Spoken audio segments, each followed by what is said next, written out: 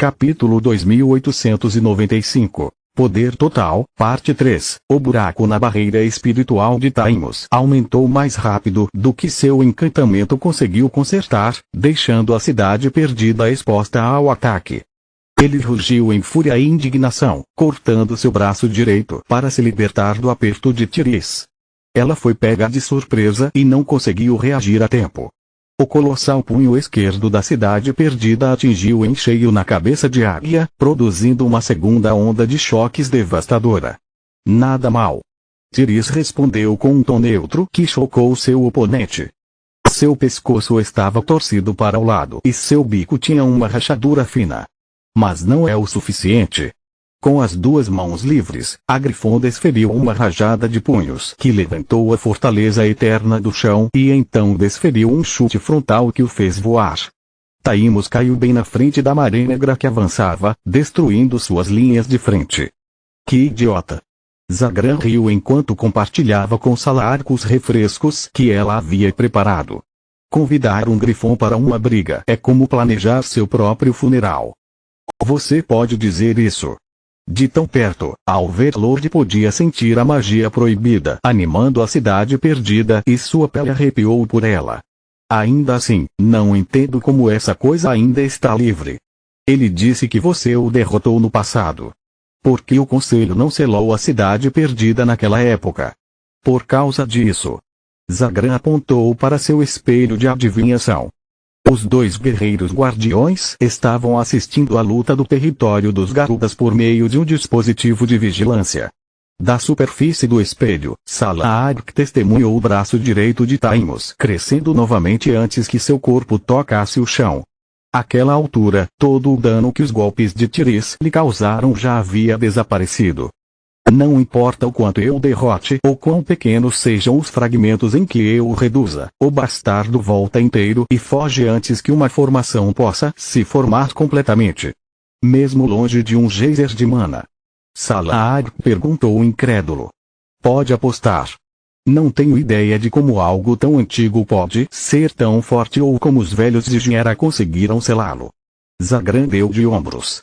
Mais uma vez, Taimos se levantou sem dobrar os joelhos ou se empurrar para cima com os braços. Suas costas se ergueram do chão como se um guindaste o estivesse puxando para cima ou Mogar estivesse rejeitando sua presença. A Fortaleza Eterna ordenou que a Maré Negra recuasse para uma distância segura em uma linguagem gutural perdida no tempo e eles obedeceram. Talvez não seja o suficiente, mas é um começo.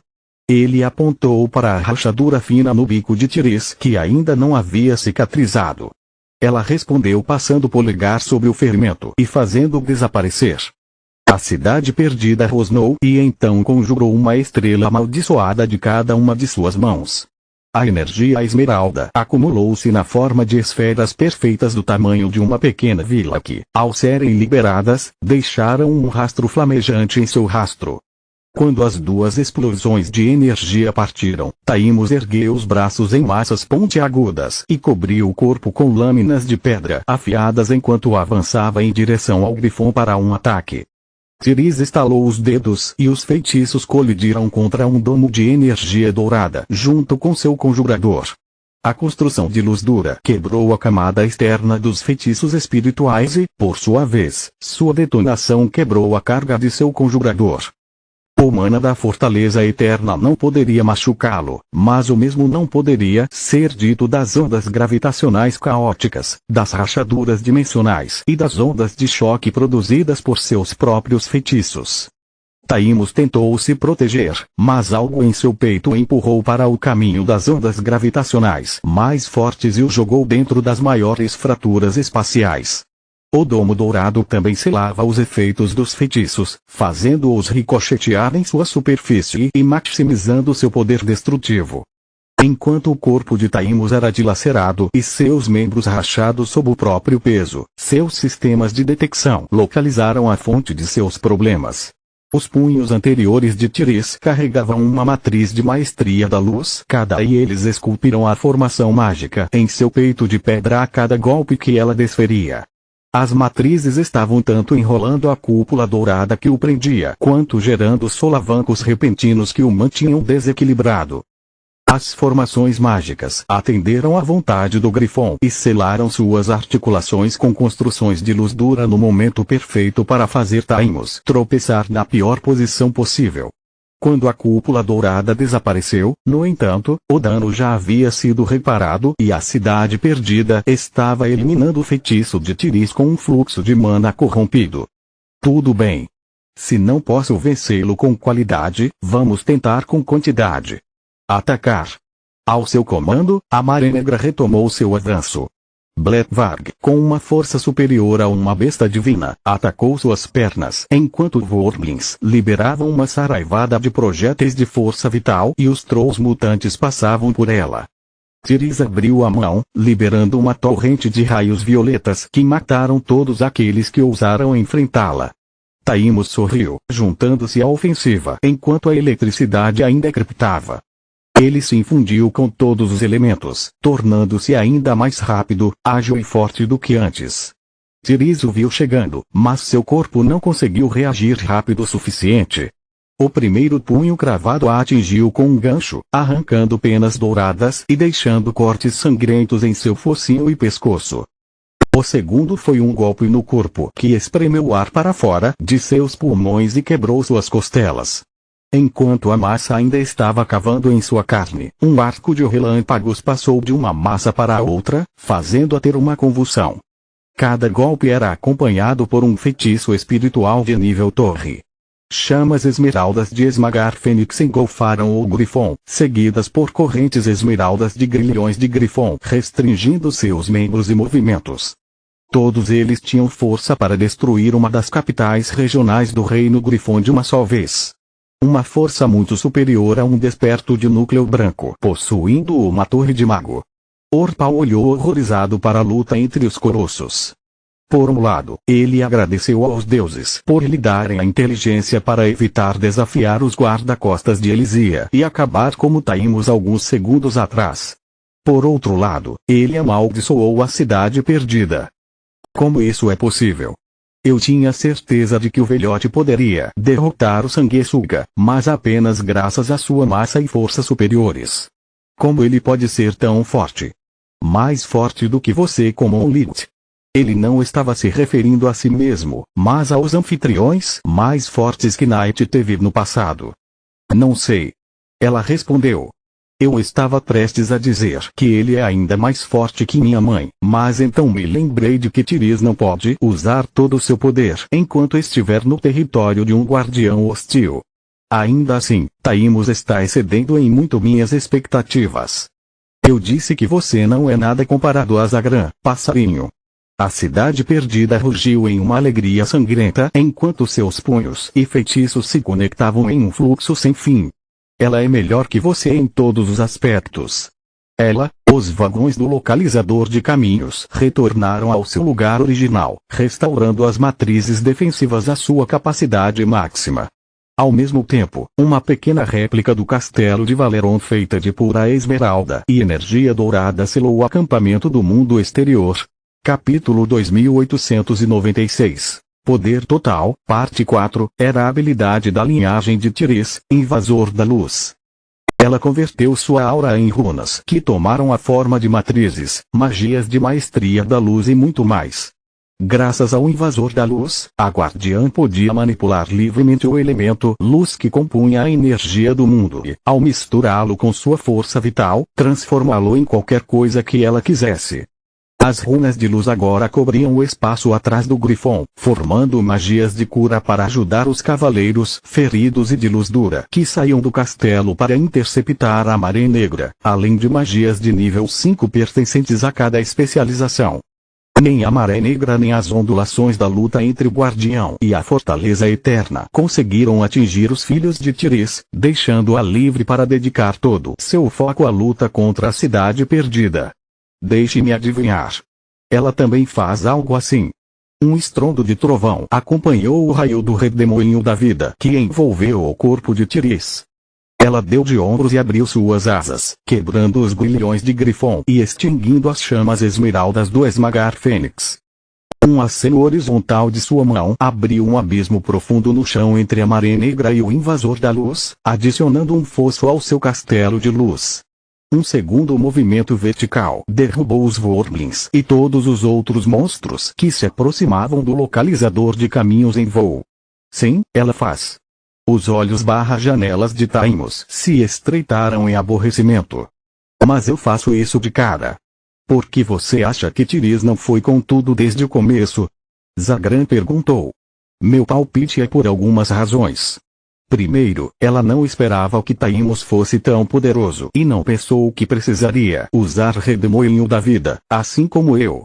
Salaad se virou para o Garuda com um olhar questionador.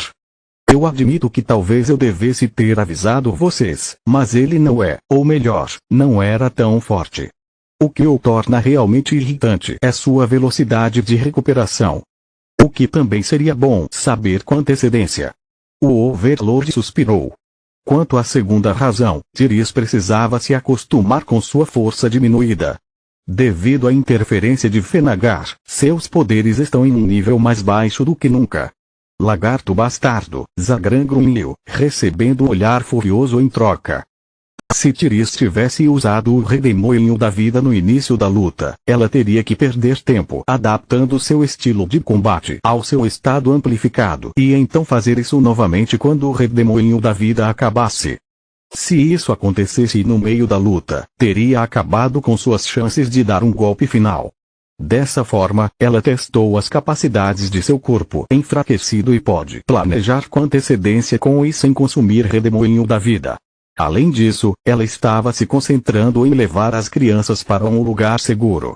Salaad apontou para os membros do grupo que haviam sido curados e transportados para dentro do castelo conjurado pelo invasor da luz, incluindo Bodya. Omidor em particular ficou pasmo, pois foi forçado a voltar à sua forma humana e saiu do chão contra sua vontade. Sempre cuidando de todos como uma galinha protetora. Zagran riu. Orpal olhou para o invasor da luz com visão da vida e amaldiçoou cada forma de vida em Mogar. Antes eu não conseguia atacar sem correr o risco daquelas chamas azuis me queimarem até virar cinzas, e agora não tenho como passar por essa maldita barreira. Taimos partiu para o ataque novamente, mas dessa vez Tiris desviou de cada golpe e rebateu cada feitiço com um dos céus. Cada abertura que os ataques fracassados criaram foi punida com um punho poderoso. Tiris era lento comparado a Zagran. A garuda se movia em todos os campos de batalha com uma mistura de trabalho de pés e voo, graças às suas múltiplas asas e corpo ágil. Isso, somado ao redemoinho da vida, permitiu que ela desferisse uma série implacável de golpes de todas as direções, sem dar ao oponente a chance de sequer dar uma boa olhada nela. A constituição robusta de Tiris não era adequada para tal estilo de luta. Ela preferia se manter firme e derrotar o oponente graças à sua força superior. Ela não conhecia movimentos chamativos, mas cada um de seus ataques era afiado à perfeição. Não houve momentos desperdiçados, nenhuma pista que o inimigo pudesse usar para antecipar o que ela estava prestes a fazer.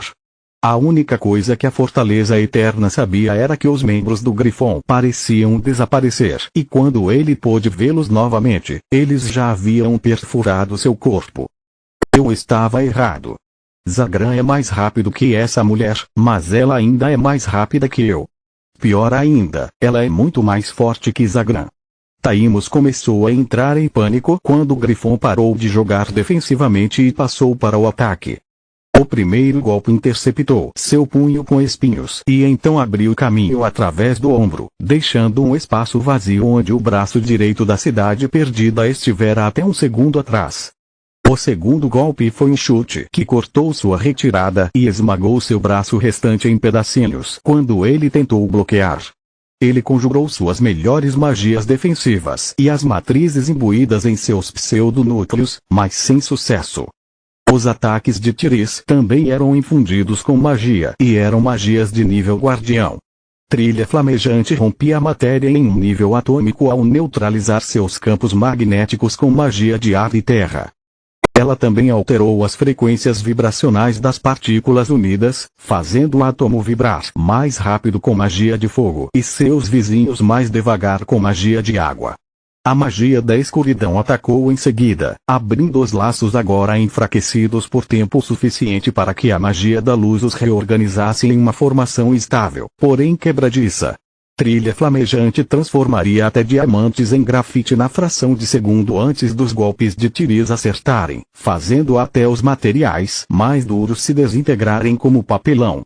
Sem seus braços, Taimos estava vulnerável a uma cabeçada, o terceiro golpe, que atravessou seu peito e permitiu que o Grifon lançasse sua magia de nível guardião, núcleo derretido, dentro da fortaleza eterna. Gavinhas de luz esmeralda invadiram os espaços vazios que conectavam os edifícios que compunham o corpo da cidade perdida, formando um endoesqueleto que se opunha a todos os seus movimentos. Uma vez que o feitiço invadiu sua vítima, ele queimou, congelou, calcificou e cortou as runas mágicas que animavam a cidade perdida. A magia da luz formou inúmeros vasos sanguíneos pelos quais a magia da escuridão fluiu, sugando tanto a vida quanto a mana da fortaleza eterna. Taimos gritou em agonia enquanto sua forma colossal implodia, deixando para trás apenas pedaços de entulho não maiores que um homem adulto. A localização de seus pseudonúcleos foi finalmente revelada. Era um pedaço de pedra branca não diferente dos outros, exceto que resistia à atração da gravidade e flutuava no ar. E aí está. Zagran suspirou. Tiriz deve correr para pegar o pseudonúcleo e trazê-lo o mais longe que puder. Camille? Li tinha acabado de recuperar os sentidos graças ao fluxo rejuvenescedor da torre e ao cuidado de Tiriz. O que me fode de lado. Ele ficou aliviado ao testemunhar a queda da fortaleza eterna e chocado ao vê-la se reconstruir quase tão rápido quanto a magia de Tiriz a destruiu. Nada mal, mas não é o suficiente. Taimos riu da guardiã, zombando dela com as mesmas palavras enquanto se levantava novamente, deixando a grande mãe ainda mais chocada que Lit. Continua no próximo vídeo.